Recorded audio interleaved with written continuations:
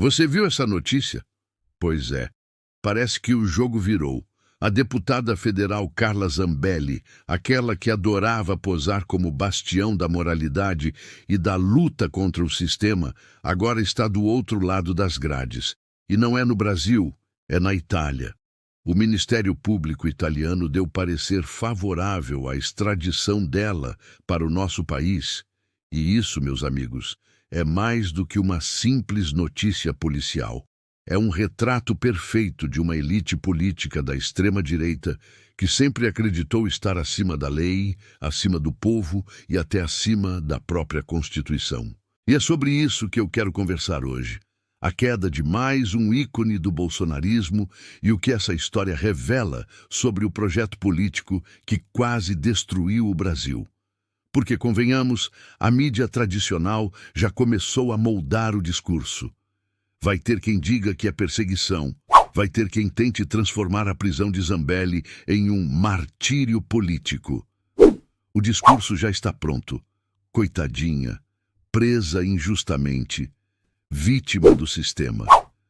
Mas a verdade, na minha opinião, é bem diferente. O que a gente está vendo é a colheita dos frutos do autoritarismo, das fake news, da arrogância institucional e da total falta de compromisso com a verdade. Hoje, eu quero ir além da manchete.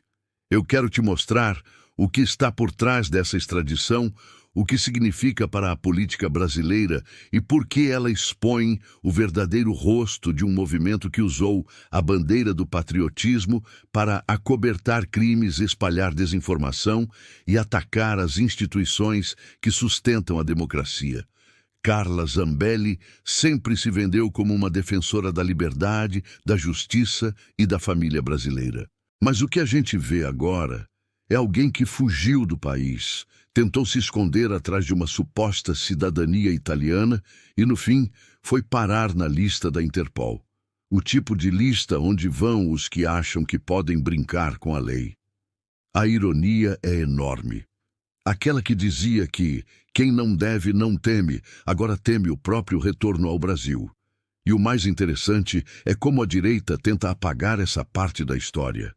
Esquecem que Zambelli foi condenada por invadir o sistema do Conselho Nacional de Justiça com a ajuda de um hacker. Esquecem que ela foi vista perseguindo uma pessoa com uma arma em plena campanha eleitoral. Esquecem tudo. Mas hoje, não.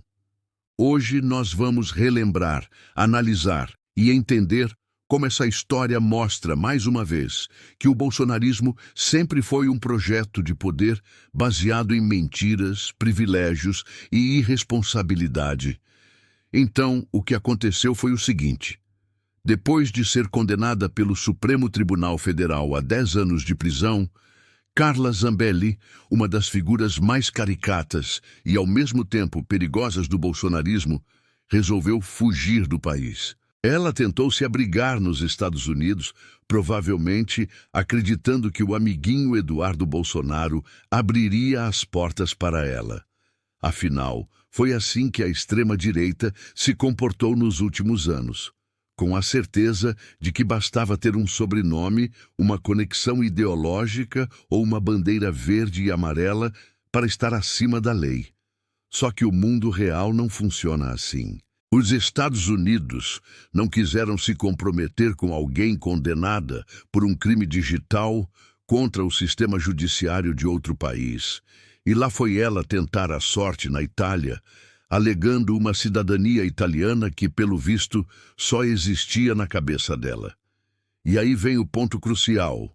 A justiça italiana, um dos sistemas mais rigorosos do mundo, olhou para o caso e concluiu que havia risco grave de fuga.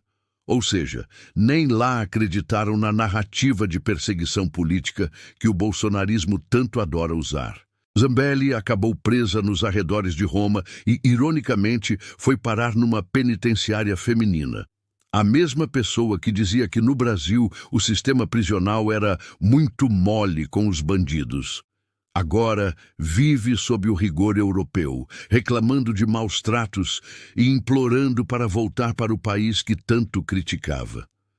Agora vamos ao que interessa. Na minha visão, Essa história é um símbolo perfeito da hipocrisia da extrema-direita brasileira.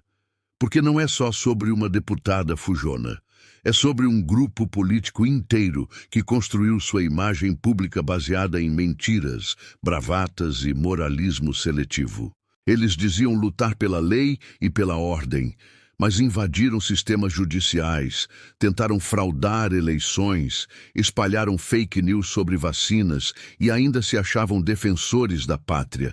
É o tipo de narrativa que desmorona quando os holofotes da justiça realmente se voltam para eles.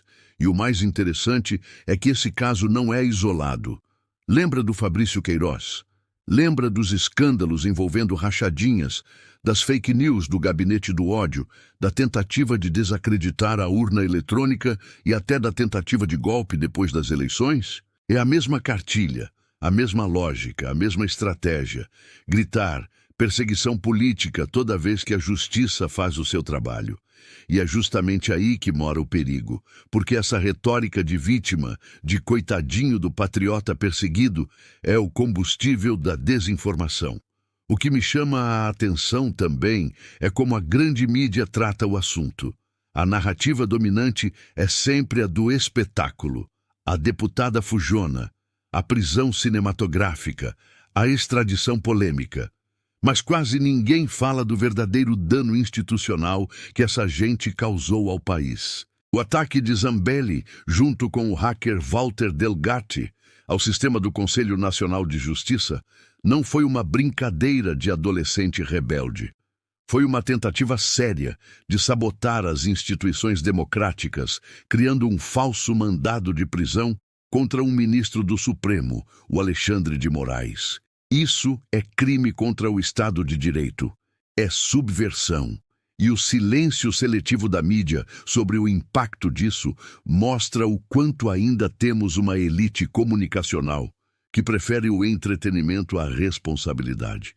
E quem paga o pato, como sempre, é o povo. Porque enquanto figuras como Zambelli brincam de golpe e fogem do país, os brasileiros continuam enfrentando cortes em políticas públicas, precarização do trabalho e uma tentativa constante de normalizar o autoritarismo. Durante os anos de Bolsonaro, o discurso era de moralizar a política, mas o que vimos foi a defesa de privilégios, a destruição do meio ambiente, o abandono da educação e o desmonte do SUS. E tudo isso com apoio e aplauso de gente que agora se faz de vítima. Essa é a consequência direta de uma mentalidade política que transforma o ódio em ferramenta de poder.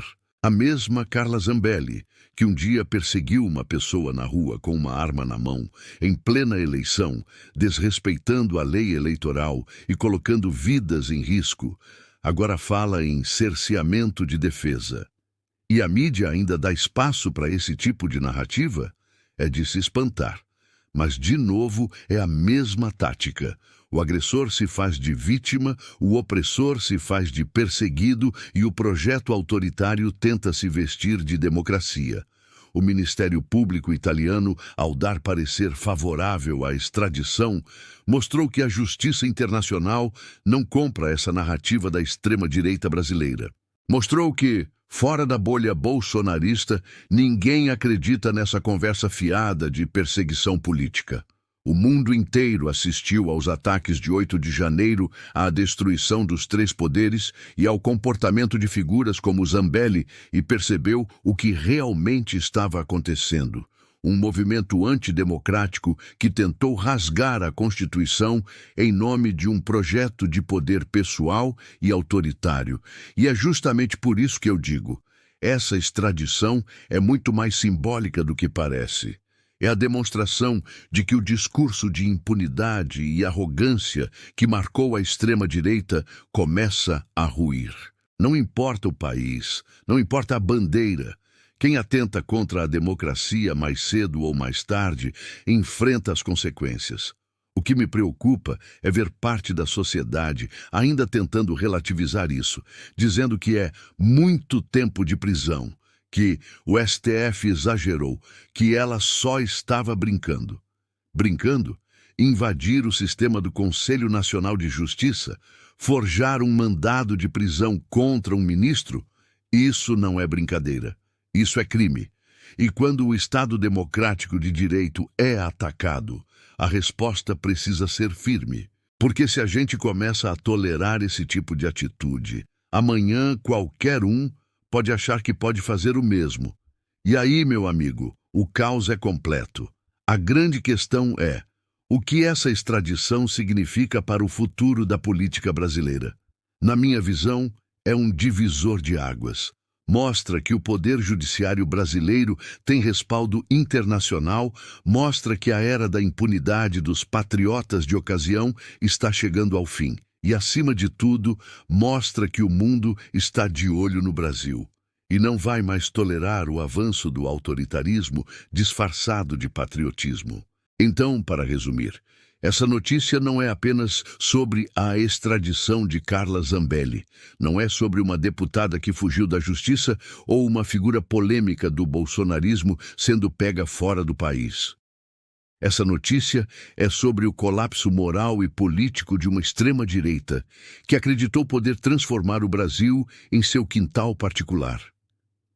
É sobre o fim de uma era em que políticos se escondiam atrás de discursos de patriotismo para atacar o próprio Estado. É o momento em que o mito da impunidade começa a ruir. E, convenhamos, já era a hora. O que a gente está vendo agora é o efeito cascata das escolhas feitas nos últimos anos. Zambelli representa o rosto de um movimento que nunca se preocupou com o país, apenas com o próprio poder. E quando a máscara cai, o discurso de perseguição vira a última trincheira. É o roteiro clássico. Cometem crimes em nome de uma ideologia, atacam as instituições, zombam da lei e, quando são responsabilizados, se fazem de mártires.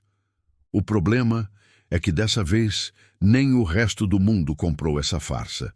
Nem os italianos, um país historicamente conservador em muitas áreas, quiseram compactuar com uma narrativa que beira o absurdo.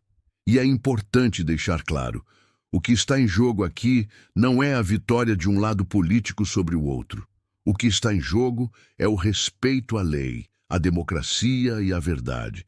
Porque, se a justiça só serve quando é conveniente, então não há justiça, há privilégio. E foi justamente isso que o bolsonarismo tentou institucionalizar. Uma justiça seletiva, onde os deles sempre saem impunes e os nossos são sempre os vilões. Só que o mundo mudou. A verdade é que a sociedade cansou de ver quem destrói o país posando de vítima e quem tenta reconstruí-lo sendo demonizado.